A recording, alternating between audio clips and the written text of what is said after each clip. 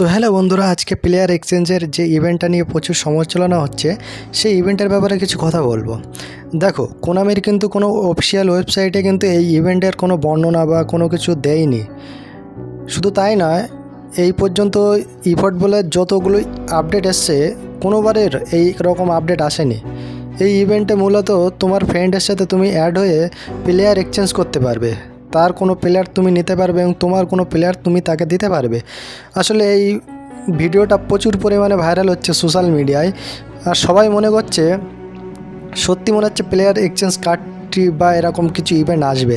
Actually এরকম কোনো খবরই নেই কোনামির দিক থেকে।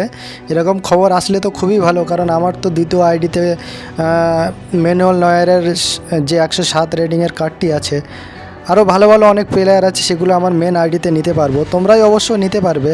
তবে সমস্যাটা হচ্ছে কি, এইরকম কোনো ইভেন্ট আসবে না আমার মনে হয়, কারণ কোনামি এরকম ভুল করবে না।